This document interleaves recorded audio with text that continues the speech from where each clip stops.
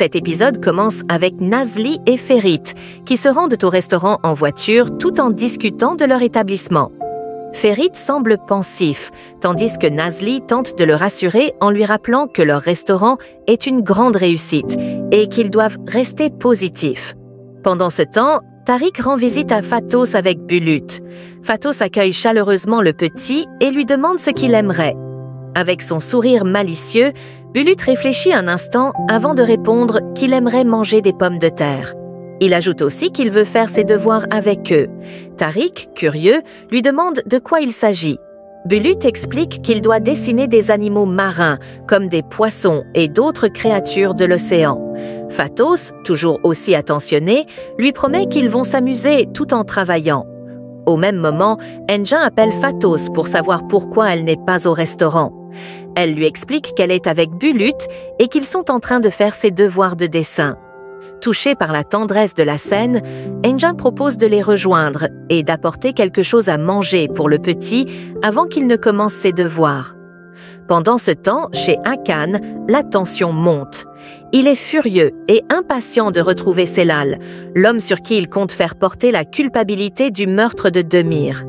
Il sait que cette affaire doit être bouclée rapidement avant que Ferry ne trouve des preuves contre lui. Chez Fatos, l'atmosphère est plus légère. Elle dessine avec Tariq pendant que Bulut grignote du pop-corn en les regardant. Fatos est impressionné par le talent de dessinateur de Tariq, qui, tout en crayonnant, raconte des histoires amusantes qui font rire tout le monde. L'ambiance est joyeuse et pleine de complicité. De son côté, Ferit reçoit un appel d'Iqbal. Elle lui donne une liste des ennemis de Demir au sein de l'entreprise, parmi lesquels figure Celal, un ancien chauffeur renvoyé après une altercation avec Demir. Iqbal explique qu'elle a retrouvé son adresse et propose de la transmettre à la police.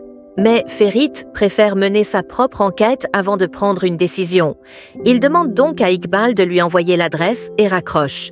Nazli, inquiète, réprimande Ferit en lui disant qu'il devrait laisser la police s'occuper de cette affaire.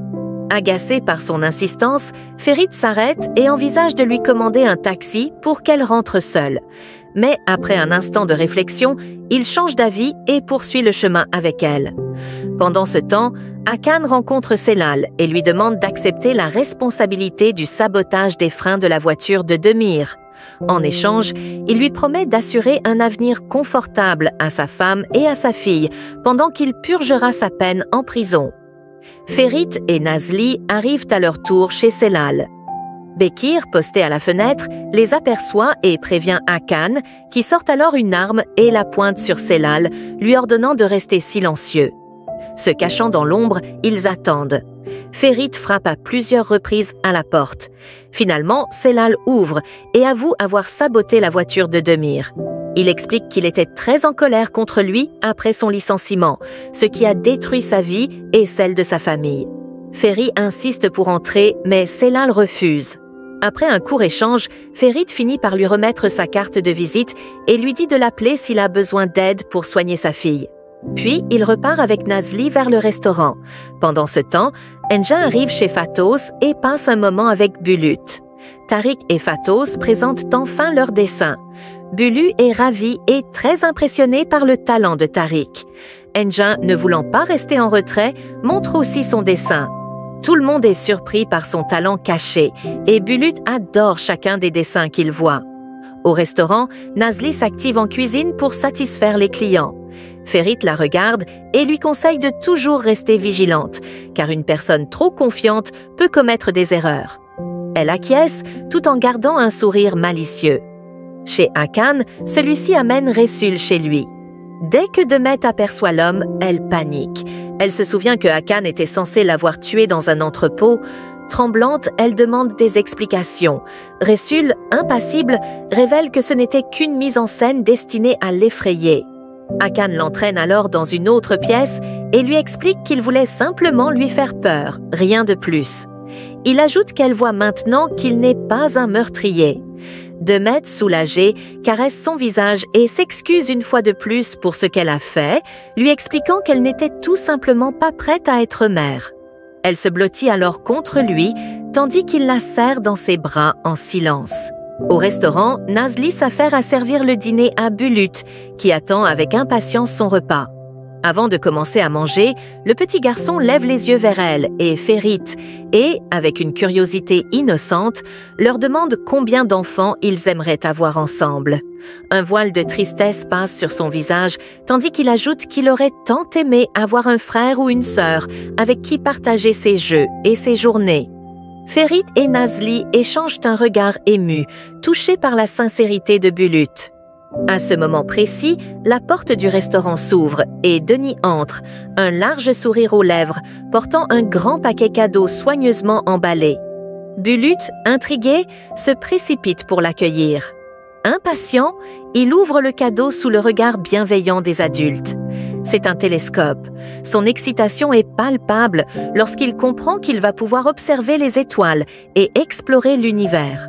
Denis lui explique qu'avec cet instrument, il pourra voir la Lune, les planètes et peut-être même des étoiles filantes. Plus tard dans la soirée, après la fermeture du restaurant, ils se retrouvent tous chez Ferit. Bulut installe son télescope sur la terrasse et, émerveillé, contemple le ciel nocturne. Denis lui parle des différentes planètes, lui expliquant que Mars est la plus proche de la Terre. Fasciné, Bulut s'exclame qu'il aimerait un jour s'y rendre pour explorer ces mystérieuses étendues rouges. Ferit et Nazli sourient devant tant d'enthousiasme.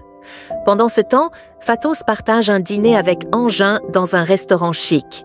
Elle est nerveuse, car ce soir, elle va rencontrer les amis d'Engin pour la première fois. Sentant son anxiété, il tente de la rassurer en lui disant qu'elle n'a aucune raison de s'inquiéter. Soudain, on frappe à la porte. Engin se lève pour aller ouvrir, pendant que Fatos ajuste discrètement sa posture, cherchant à faire bonne impression. Chez Ferit, la conversation se poursuit autour des rêves d'enfance. Il demande à Nazli ce qu'elle voulait faire quand elle était petite.